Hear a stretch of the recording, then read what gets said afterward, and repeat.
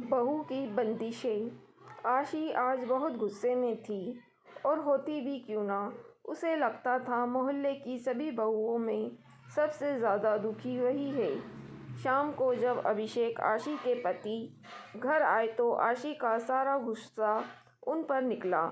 आशी ने कहा, सारे घर का काम मुझे ही करना पड़ता है। अब सामने वाले पड़ोसी शर्मा अंकल की बहू को देखो, वह तो कभी नहीं निकलती बाहर, उसे तो कभी भी बाहर जाते हुए भी नहीं देखा है। और एक मैं जो दिन भर घर के कामों में से स्कूटी लेकर बाज़ारों में घूमती रहती हूँ, और आकर फिर घर का काम करो, खाना बनाओ, और तो और बच्चों की सारी जिम्मेदारी भी मेरे ऊपर है। आपसे तो इतना भी नहीं होता कि बच्चों की स्कूल की डायरी भी चेक कर लें, वहाँ भी मुझे ही करनी है। आशी गुस्से में सारी बातें अभिषेक को बोले जा रही थी, और अभिषेक चुपचाप खड़े हुए, चेहरे पर थोड़ी सी मुस्कान लिए हुए उसे हाव भाव दे रहे थे। अभिषेक के मजाक के भाव देखकर आशी और ज़्यादा नाराज़ हो गई और चिल्लाते हुए बोली, सही है, आपका यहाँ मैं जल रही हूँ और आप मेरे मज़े लेकर हंस रहे हो। तब अभिषेक ने हंसते हुए कहा, यार आशी, अब तुम्हारी इन बेकार की बातों पर हंसी नहीं तो क्या सीरियस हूँ। तुम अपनी तुलना शर्मा अंकल की बहू से कर रही हो।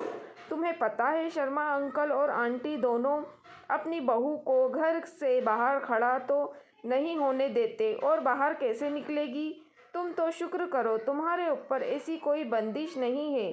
तुम चाहे जहाँ जाओ और तुम्हारा मन करे वहाँ पहनो, फिर तुम संतुष्ट नहीं हो।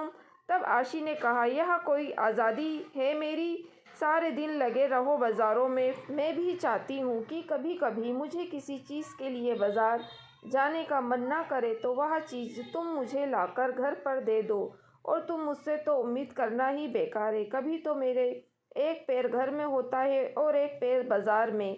तब अभिषेक कैसे जैसे आशी को मनाए, और फिर रात का खाना खाकर सब सो गए। अगले दिन आशी किसी काम से बाजार के लिए निकल रही थी, तभी उसे आवाज़ आई, दीदी इधर देखो। आशी आवाज़ सुनकर भी अपना वहम समझकर आगे बढ़ने लगी। फिर दोबारा उसे वही आवाज़ आई। तब उसने देखा शर्मा अंकल की बहू अपने कमरे की खिड़की से उसे आवाज़ दे रही थी। जब आशी ने उसकी तरफ देखा तो उसने इशारा करते हुए अपने पास बुलाया और कहा, भाभी, क्या आप मुझे लाल रंग के नेल पॉलिश ला दोगे। मैंने अपने पति से कहा था, पर उनके पास समय की कमी होने की वजह से उन्होंने मुझे दिया था। कहा कभी और बाद में ला दूंगा। तब आशी ने कहा, अरे तो ऐसा करो, तुम चलो ना मेरे साथ, तुम बाजार भी घूम आओगी और तुम्हें जो भी सामान चाहिए वहाँ ले लेना, और साथ में अपने दोनों गोलगप्पे भी खाएंगे। इतना सुनते ही शर्मा अंकल की बहू की आंखों से आंसू आ गए और बोली, दीदी मेरी किस्मत आपके जैसे नहीं है।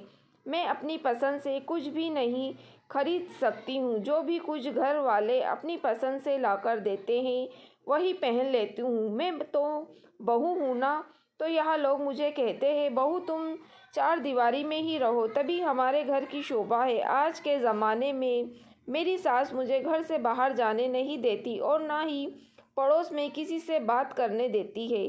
तभी पीछे से आवाज़ आई, बहू, और वह अपनी अधूरी बातों को बिना पूरा करे ही अंदर चली गई। और उसके अंदर जाने के बाद आशी यह सोचने पर मजबूर हो गई कि किस्मत किसकी खराब निकली मेरी। मुझे अपने घर और बाहर दोनों का काम संभालना पड़ता है, या शर्मा अंकल की बहू की, जो अपने घर के बाहर भी खड़ी भी नहीं हो सकती है।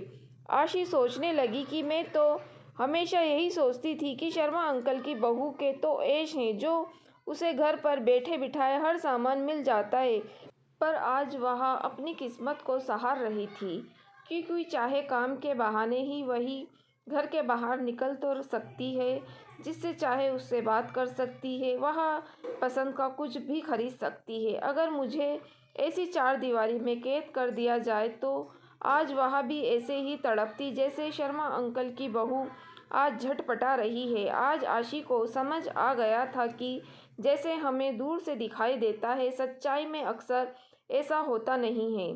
दोस्तों, हमें तो जो भी मिला है हमें उसमें संतुष्ट रहना चाहिए, क्योंकि भगवान ने हमें हमारे हिसाब से सबसे बेहतर दिया है।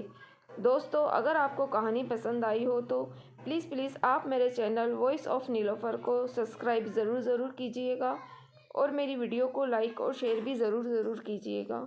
Thank you for watching.